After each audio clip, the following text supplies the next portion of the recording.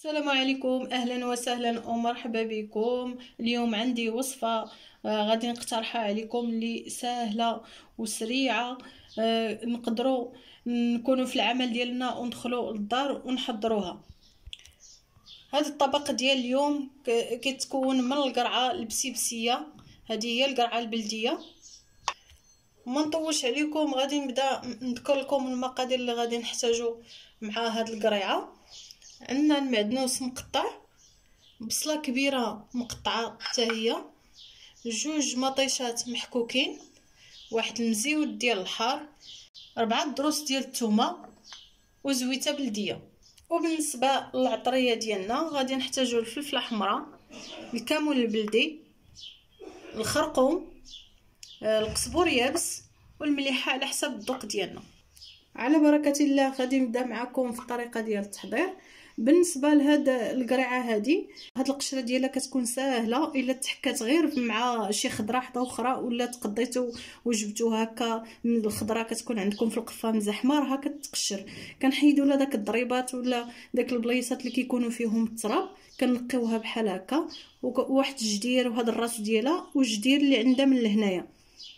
صافي كناخذوا القرعه ديالنا بحال هكا وكنقطعوها على حساب اللي بغيتيو نتوما، اما هكا بهاد الطريقه سنان هكا كنقسموها على جوج ونعاودوا نقطعوها، او الطريقه ديال كتكون دائريه. من بعد ما قطعنا القرعه ديالنا كناخذوا المعدنوس مقطع، بصله مقطعه حتى هي، جوج حبات مطيشه محكوكين، الضريسات ديال الثومه كندوزوهم هكا في المحكه، كنزيدوا المزيود ديال الحار. نتوما على حسب الاختيار ديالكم، الا ما بغيتوهاش تستغناو عليها. دابا من بعد ما حكينا الثومه ديالنا غادي ندوزو للعطريه. الخرقوم البلدي غادي نحتاج واحد المعلقه صغيره، جوج معالق صغار ديال الفلفله حمراء، معلقه صغيره عامره ديال الكمون البلدي، زريعه القزبور مطحونه، غادي ندير واحد المعلقه صغيره حتى هي عامره. الملحه غادي ناخذ شويه على حسب الذوق. غادي نضيفو الزيت البلديه، عينكم ميزانكم على حسب القياس ديال القريعه اللي طيبتو. هي كتبغي الزويته كتجي هاد القريعه مقليه ومشحره، هذه هي القرعه المشرمله. صافي من بعد ما ضفنا الزيت غادي نمرقوا القريعه ديالنا. ما غاديش نحتاجوا واحد الكميه كبيره، غير واحد جوج كويسات بحال هكا ديال العنبه.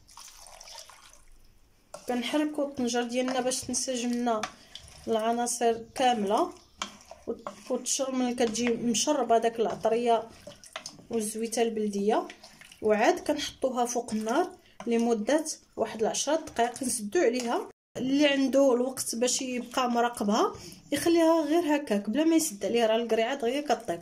المهم اللي بغاها طيب له وتوجد له بسرعه يسد عليها ويخليها 10 ديال الدقائق على نار مهيله. القريعه ديالنا هي واجده، كنحركوها غير بهذه الطريقه هذه باش كنشوفوا لها القياس ديال المريقه ديالها. خاصها تجي هكا ثقيله المريقه ديالها ومشحره. صافي دابا هذا هو القياس ديالها. غادي ندوز معكم الطبق ديال التقديم. الشكل النهائي ديال القرعه المشرمله ديالنا هو هذا، كيجي مشحر والقريعه ديالنا طايبه وواقفه ما محرحراش. خاصنا نحافظوا على هذا القياس هذا، ما خصهاش طيب لنا وتحرحر.